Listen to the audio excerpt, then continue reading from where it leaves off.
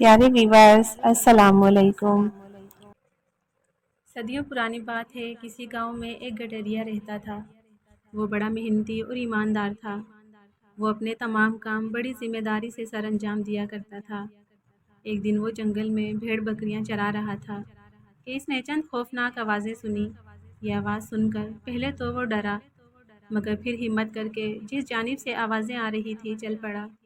ابھی وہ تھوڑی دور ہی گیا تھا کہ اس نے ایک عجیب و غریب منظر دیکھا۔ ایک درخت کے نیچے خشک گھاس اور پتوں میں آگ لگی ہوئی تھی، اور اس درخت پر ایک سانپ کنڈلی مارے بیٹھا خوف سے چیخ رہا تھا۔ غریب گٹریا قریب جا کر یہ سوچنے لگا کہ کس طرح اس بیچارے سانپ کی جان بچائے، کیونکہ ہوا تیز چل رہی تھی اور درخت کے تنے تک آگ پھیل چکی تھی۔ جلد ہی یہ درخت جل کر خاک ہونے والا تھا۔ جب سانپ نے گٹریے کو دیکھا تو وہ ایک دم چلایا، او گٹریے، خدا کے واسطے مجھے اس بھیانک آگ سے نجات دلاؤ۔ یہ سن کر گٹریے کو سانپ پر رحم آ گیا۔ اس نے جلدی سے اپنا لمبا ڈنڈا شولوں کے اوپر سے سانپ کے قریب کر دیا۔ سانپ نے پھرتی سے کود کر اس ڈنڈے پر لپیٹ لیا۔ اب سانپ کا منہ گٹریے کے ہاتھ کے قریب تھا۔ یہ دیکھ کر گٹریے کو بے حد خوف محسوس ہوا، مگر سانپ نے اسے کوئی تکلیف نہیں پہنچائی۔ گٹریے کی حالت دیکھ کر وہ کہنے لگا، اچھے گٹریے، اب تم مجھے میرے گھر پہنچا دو۔ سانپوں کا بادشاہ میرا باپ ہے۔ یہ سن کر گٹریے پر پھر خوف طاری ہو گیا۔ اس نے کہا، میں کسی صورت میں بھی سانپوں کے گھر نہیں جا سکتا، اور پھر میں اپنی بھیڑ بکریاں تنہا نہیں چھوڑ سکتا۔ سانپ نے گٹریے کی حالت جانچ کر کہا، تمہیں اس بات کی بالکل فکر نہیں ہونی چاہیے۔ تمہارے بھیڑ بکریوں کو کوئی نقصان نہیں پہنچا سکتا۔ میرے اچھے محسن، اب تمہیں دیر نہیں کرنی چاہیے۔ گٹریا سہم گیا اور مجبور ہو کر اسے اس کے گھر تک پہنچانے کے لیے آگے چل پڑا۔ چلتے چلتے وہ ایک ایسی تنگ گزر راہ میں پہنچا جہاں سے صرف سانپ ہی بل کھا کر گزر سکتے تھے۔ اب گٹریا حیران ہو کر کھڑا ہو گیا۔ سانپ نے پیچھے گردن گھما کر اشارہ کیا تو وہ راستہ کھل گیا۔ گٹریا پھر سانپ کے پیچھے پیچھے آنے لگا۔ کچھ دور جانے کے بعد سانپ گٹریے سے کہنے لگا، جب ہم بادشاہ کے پاس پہنچیں گے تو وہ یقیناً تمہیں بیش قیمت انعام سے نوازے گا۔ وہ تمہیں دنیا کی ہر وہ قیمتی چیز جو تم چاہو گے دے گا، مگر تم ان سب کو ٹھکرا دینا اور اس سے کہنا کہ میں تمہیں جانوروں کی زبان سکھا دوں۔ پہلے تو وہ کافی دیر تک تمہاری یہ بات نہیں مانیں گے، مگر جب تم بہت اصرار کرو گے تو پھر وہ تمہیں جانوروں کی آواز سکھا دے گا۔ گٹریے نے اپنا سر ہلا دیا۔ کافی دیر سفر کے بعد وہ سانپوں کے بادشاہ کے محل پہنچ گئے۔ جب سانپوں کے بادشاہ نے اپنے بیٹے سانپ کو دیکھا تو خوشی کے مارے اس کی آنکھوں میں آنسو آ گئے۔ وہ آگے بڑھ کر بے اختیار اپنے بیٹے سے لپٹ گیا۔ اے میرے پیارے بیٹے، آخر تم اتنا عرصہ کہاں رہے؟ جواب میں سانپ نے تمام واقعات اسے بتا دیے اور پھر کہا، ابا جان، اس بہادر گٹریے نے میری جان بچائی ہے۔ سانپوں کے بادشاہ نے ممنون نگاہوں سے گٹریے کو دیکھتے ہوئے شکریہ ادا کیا اور اس سے کہا، وہ جو بھی دنیا کی قیمتی ترین چیز لینا چاہے لے سکتا ہے، مگر گٹریے نے سانپ کی دی ہوئی ہدایت کے مطابق اس سے صرف اتنا کہا، حضور گزارش ہے کہ آپ مجھے صرف جانوروں کی زبان سکھا دیجیے، مجھے کسی اور چیز کی ضرورت نہیں ہے۔ سانپوں کے بادشاہ نے اسے بغور گھورتے ہوئے کہا، تمہیں ایسے علم سے کچھ فائدہ نہیں ہوگا، کیونکہ اگر میں نے تمہیں یہ علم سکھا دیا اور تم نے کسی کو اس کے متعلق بتا دیا تو اسی وقت تم ہلاک ہو جاؤ گے، اور یہ بات اچھی نہیں۔ لیکن گٹریا بھی اپنی بات پر اڑا رہا۔ آخر کار مجبوراً سانپوں کے بادشاہ نے اس کے منہ میں پہلے ایک زوردار پھونک ماری اور پھر تھوک دیا اور بولا، اے نوجوان، اب تم جانوروں کی زبان سمجھنے کے قابل ہو۔ وہ آپس میں جو کچھ باتیں کریں گے تمہیں معلوم ہو جائے گا، لیکن یاد رکھو، اگر تم نے کسی کو اس بات کے بارے میں بتایا کہ تم جانوروں کی زبان سمجھتے ہو تو تم فوراً ہلاک ہو جاؤ گے۔ سانپوں کے بادشاہ نے اسے سمجھایا۔ گٹریے نے وعدہ کر لیا اور خوشی خوشی بادشاہ کے محل سے نکل کر اپنے گھر کی طرف روانہ ہو گیا۔ تمام راستے وہ جانوروں اور پرندوں کی باتیں سنتا رہا۔ جب وہ گھر کے قریب پہنچا تو اس کی تمام بھیڑ بکریاں چراگاہ میں اطمینان سے گھاس کھا رہی تھی۔ گٹریا ایک لمبا سفر کر کے کافی تھک چکا تھا، لہٰذا وہ ایک سائے دار درخت کے نیچے لیٹ گیا اسی وقت دو پرندے درخت پر آ کر بیٹھ گئے اور آپس میں باتیں کرنے لگے۔ ایک پرندہ دوسرے سے کہنے لگا، وہ سامنے جو بھیڑ بیٹھی ہے اس کے نیچے زمین میں ایک بہت قیمتی خزانہ دفن ہے۔ اگر گٹریے کو معلوم ہو جائے تو کیسی اچھی بات ہے۔ یہ سن کر گٹریا فوراً اٹھا اور اپنے آقا کے پاس جا کر تمام بات بتا دی۔ میرے خیال میں درخت کے پاس خزانہ دفن ہے۔ مالک نے اسی وقت گاڑی لی اور پھر دونوں اسی جگہ پہنچ کر زمین کھودنے لگے۔ کافی دیر کی کھدائی کے بعد زمین میں دفن صندوقوں میں بند ایک قیمتی خزانہ دریافت ہو گیا۔ دونوں نے مل کر تمام خزانہ گاڑی میں لادا اور گٹریے کے گھر پہنچ گئے۔ گٹریے کا مالک ایک نیک دل انسان تھا۔ اس نے کہا، یہ خدا کی مہربانی ہے جو اس نے یہ قیمتی خزانہ تمہیں عطا کیا ہے۔ خزانہ یہ صحیح معنوں میں تمہارا ہی حق بنتا ہے، اس لیے تم اس خزانے کو استعمال کرتے ہوئے ایک اچھی زندگی بسر کرو۔ اپنے مالک کی ہدایت کے مطابق گٹریے نے خزانے میں موجود بے شمار انمول ہیرے جواہرات کو شہر لے جا کر سب سے بڑے جوہری کو فروخت کر دیا اور لاکھوں روپے لے کر واپس آ گیا۔ اب اس نے ایک بہت بڑا عالیشان مکان بنوایا، ہزاروں بھیڑ بکریاں، گھوڑے، گائے اور بیل خریدے۔ ہیرے جواہرات سے مزین لباس پہن کر وہ علاقے کے نواب کہلانے لگا۔ اب سب لوگ اس کی خوش قسمتی پر رشک کرنے لگے۔ گٹریا بھی اپنی حالت یکایک تبدیل ہونے پر بہت زیادہ خوش تھا۔ ایک مرتبہ اس کے علاقے میں موسم بہار کا سالانہ تہوار آنے والا تھا کہ ایک دن نواب گٹریے نے اپنی بیوی سے کہا، پرسوں تہوار ہے، اسی خوشی کے موقع پر میں ایک نہایت شاندار دعوت کرنا چاہتا ہوں اور یہ دعوت ہمارے باغوں میں ہوگی۔ اس کی بیوی نے تمام تیاریاں مکمل کر لی۔ دوسرے دن وہ اپنے باغوں کو روانہ ہو گئے۔ جب رات آئی تو نواب نے اپنے ملازموں سے یہ کہا، آج کی رات میں خود اپنی بھیڑ بکریوں اور مویشیوں کی حفاظت اور دیکھ بھال کروں گا، تم سب کھاؤ پیو اور لطف اٹھاؤ۔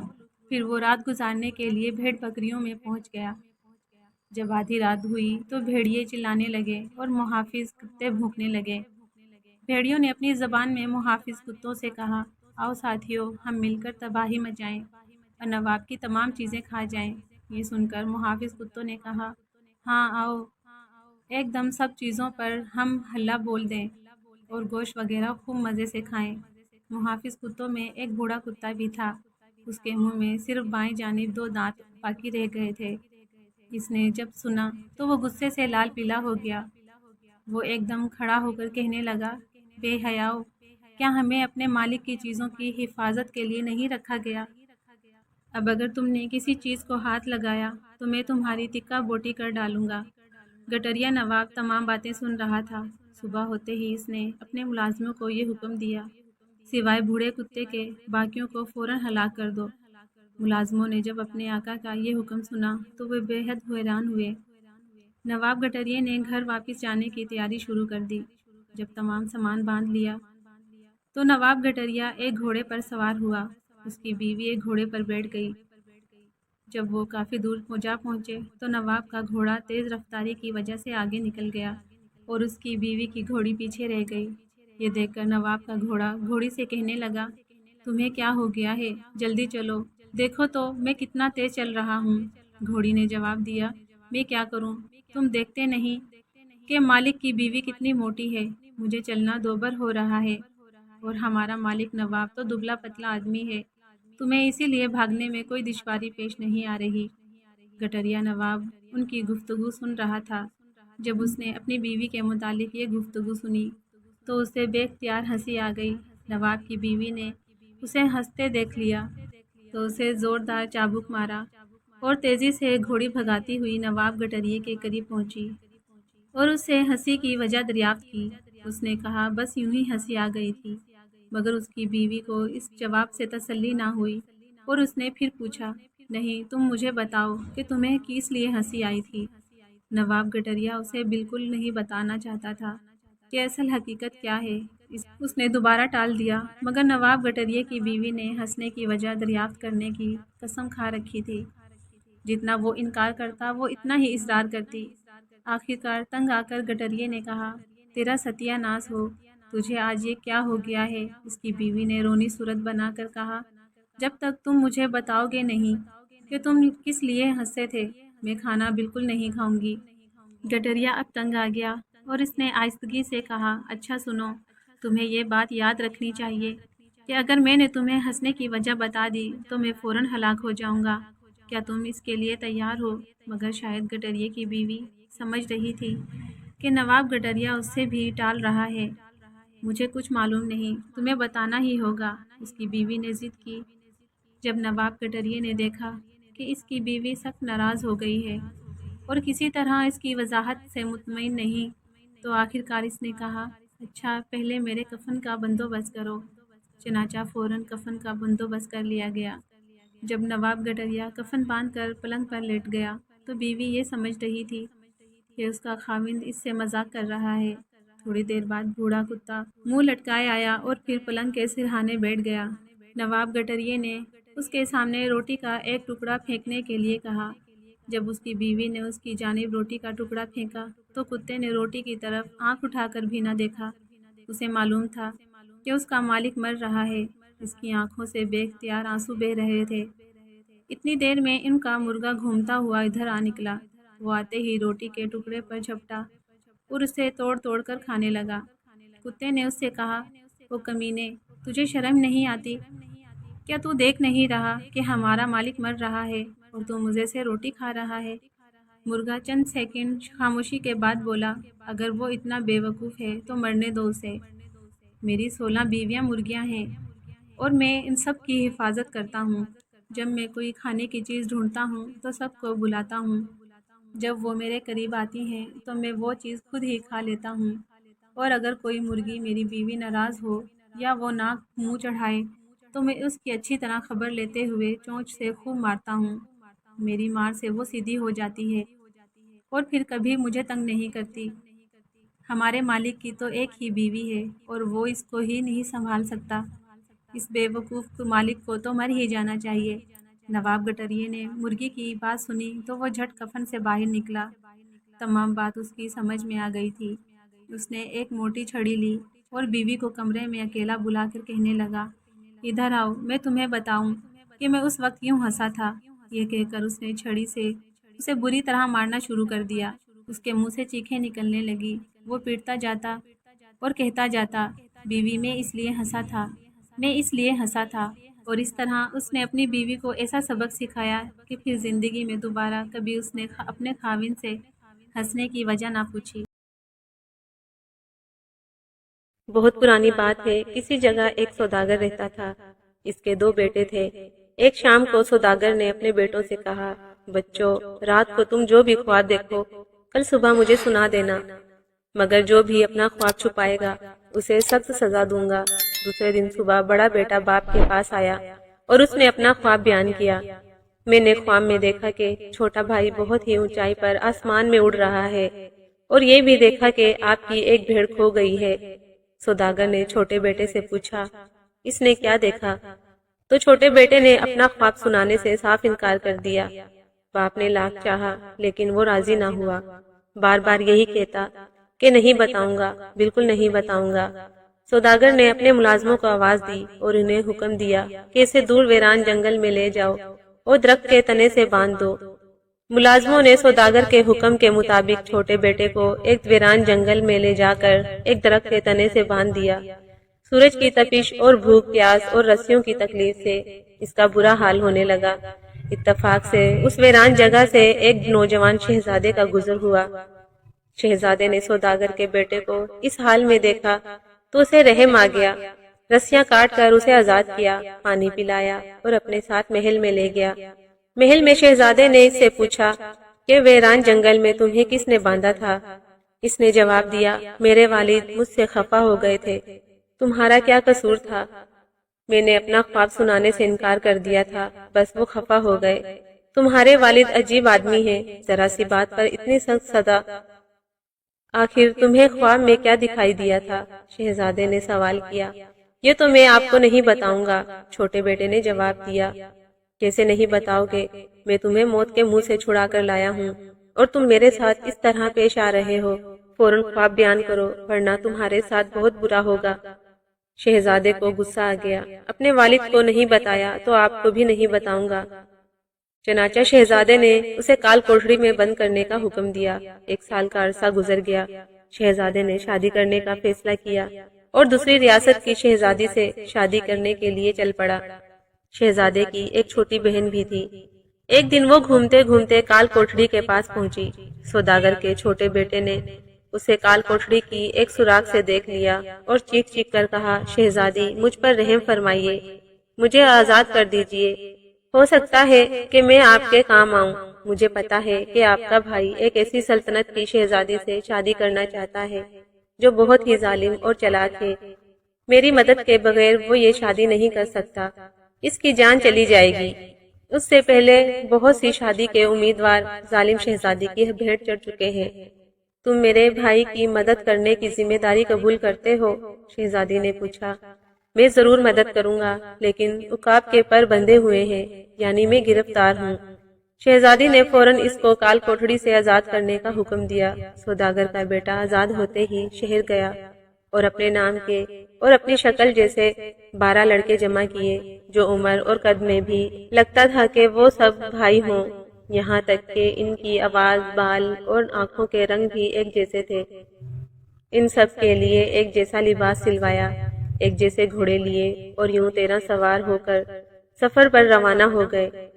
ایک دن چلتے رہے، دوسرے دن، تیسرے دن چلتے رہے اور چوتھے دن وہ ایک سنسان اور گھنے جنگل میں داخل ہوئے تو ایک بہت ہی خوفناک چیخ سنائی دی۔ بھائیو رک جاؤ، میں ذرا دیکھ آؤں کہ یہ کس چیز کی چیخ تھی۔ سوداگر کا بیٹا یہ کہہ کر گھوڑے سے اترا اور آواز کی طرف دوڑ لگا دی۔ دور سے اس نے دیکھا کہ 3 بوڑھے آپس میں لڑ رہے ہیں اور وہ ایک دوسرے کو برا بھلا کہہ رہے ہیں۔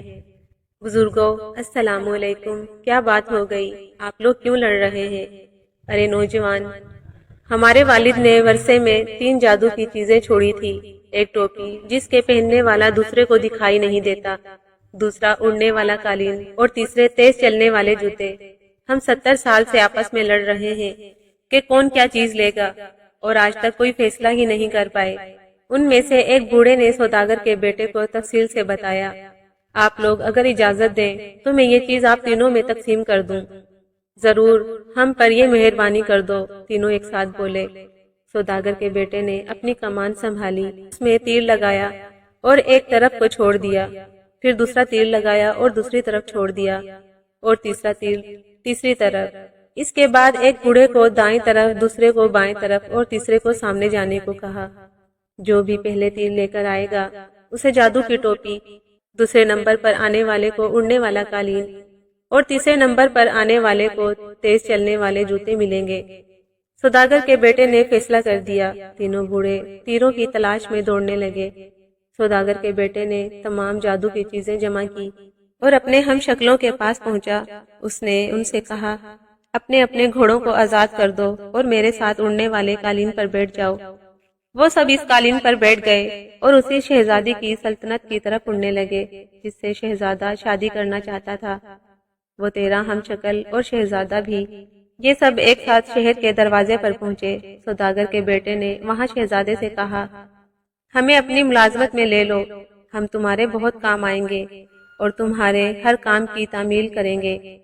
شہزادے نے سب کو ملازم رکھ لیا، کسی کو خانسامہ، کسی کو استبل کا دیکھ بھال اور کسی کو گھر کی صفائی پر تو کسی کو کسی اور کام پر۔ دوسرے دن صبح شہزادہ تیار ہو کر اپنی شادی کی بات کرنے شہزادے کی محل میں پہنچا۔ شہزادی بہت ہی گرم جوشی سے اس سے ملی، اس کی بڑی خاطر مدارت کی اور پوچھا کہ کس مقصد سے آئے ہو۔ شہزادے نے جواب دیا کہ تم سے شادی کرنا چاہتا ہوں۔ شہزادی نے کہا، ویسے تو میں تیار ہوں، لیکن تمہیں میرے 3 مسئلے حل کرنے ہوں گے، اور اگر ایک بھی مسئلہ حل نہ کر پائے تو تمہارا سر تن سے جدا کروا دوں گی۔ تم تینوں مسئلے بتاؤ۔ شہزادے نے بے پرواہی سے کہا، میرے پاس کل کچھ ہوگا، کیا ہوگا یہ نہیں بتاؤں گی۔ جو کچھ بھی میرے پاس کل ہوگا تم اس کا جوڑا لے کر آؤ۔ یہ پہلا مسئلہ تھا۔ شہزادہ مایوس اور پریشان واپس آیا۔ سوداگر کے بیٹے نے پوچھا، کیوں پریشان ہو شہزادے؟ شہزادے نے سب کچھ بیان کر دیا۔ سوداگر کے بیٹے نے کہا، آپ پریشان نہ ہو، سب کچھ ٹھیک ہو جائے گا۔ صبح کے ارادے شام کے ارادوں سے بہتر ہوتے ہیں۔ ابھی تو اور بڑی مصیبتیں آئیں گی۔ شہزادہ آرام کرنے کے لیے چلا گیا۔ سوداگر کے بیٹے نے جادو کی ٹوپی سر پر رکھی، تیز چلنے والے جوتے پہنے اور شہزادی کی خواہگاہ میں داخل ہو گیا۔ اب وہ سب دیکھ سکتا تھا مگر اسے کوئی نہیں دیکھ سکتا تھا۔ اس وقت شہزادی اپنی سب سے وفادار ملازمہ سے کہہ رہی تھی، یہ لو قیمتی چمڑا میرے موچی کے پاس لے جاؤ اور کہو کہ میرے لیے ایک بہت ہی خوبصورت جوتوں کا جوڑا بنائے۔ ملازمہ اسی وقت دوڑ کر شہزادی کے موچی کے پاس گئی اور چمڑا دے کر شہزادی کا حکم سنا دیا۔ موچی سب کام چھوڑ کر فوراً جوتے بنانے لگا۔ اس نے جوتے بنا کر کھڑکی میں رکھے۔ سوداگر کے بیٹے نے جوتوں کی جوڑی اٹھائی اور اپنی جیب میں رکھ لی۔ شاہی موچی جوتے ڈھونڈنے لگا۔ ذرا دیر میں نظروں کے سامنے سے چیز غائب تھی۔ لاکھ ڈھونڈا مگر نہیں ملا۔ ناچار اس نے دوسری جوڑی بنائی اور شہزادی کے محل کی طرف دوڑا۔ شہزادی کو موچی پر بہت غصہ آ رہا تھا، اس نے اتنی دیر لگا دی۔ موچی کو دیکھ کر اسے اطمینان ہوا۔ اس نے جوتے لیے اور اپنے سینے پرونے کا سامان نکالا اور جوتوں پر سونے چاندی کی تاروں سے کڑھائی کی اور ہیرے موتی ٹانکے۔ سوداگر کے بیٹے نے بھی دوسرا جوڑا نکالا اور جیسا جیسا شہزادی کرتی جاتی بالکل ویسا ہی اس نے کیا۔ جوتوں کا جوڑا تیار ہو گیا۔ کام ختم کر کے شہزادی مسکرائی اور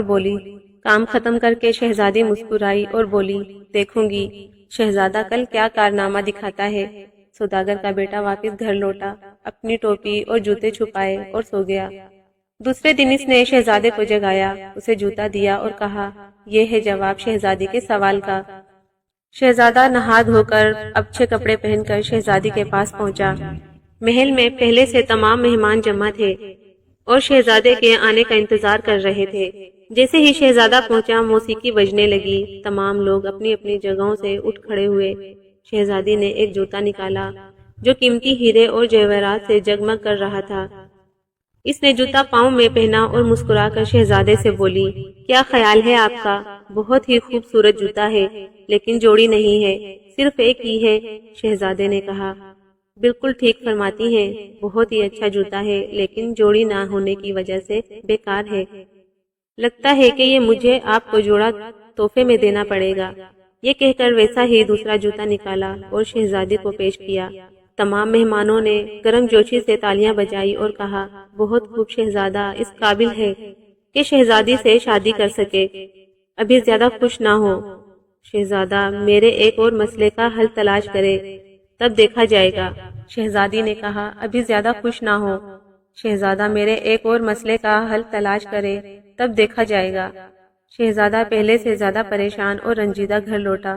سوداگر کے بیٹے نے مسئلہ پوچھا اور شہزادے سے کہا، آرام سے سو جاؤ، صبح کے ارادے شام کے ارادوں سے بہتر ہوتے ہیں۔ شہزادہ آرام کرنے چلا گیا۔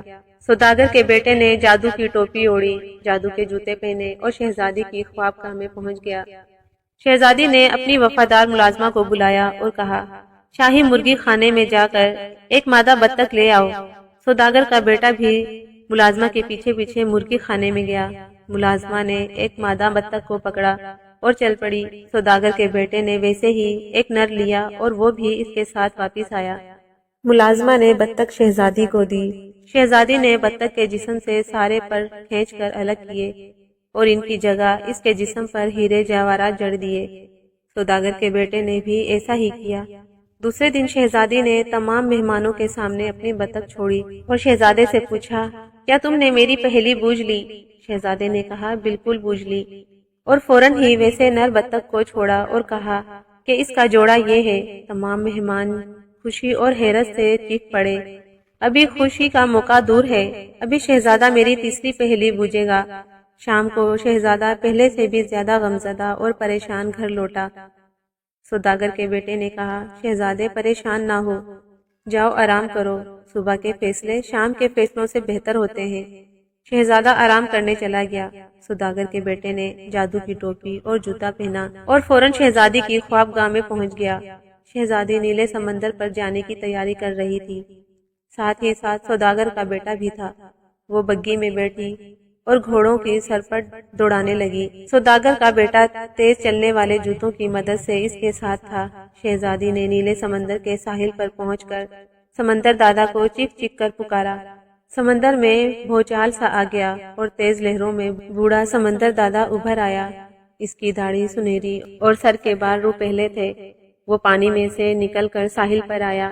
میری پیاری پوتی، ایک عرصہ بعد تمہیں دیکھ رہا ہوں، میرے تمام بال الجھ گئے ہیں، ذرا کنگھی تو کر دو۔ یہ کہہ کر سمندر دادا زمین پر اس کی گود میں سر رکھ کر لیٹ گیا۔ شہزادی اس کے سر میں کنگھی کرنے لگی۔ جب وہ گہری نیند سو گیا تو شہزادی نے اس کے سر سے 3 روپہلے بال نکال لیے۔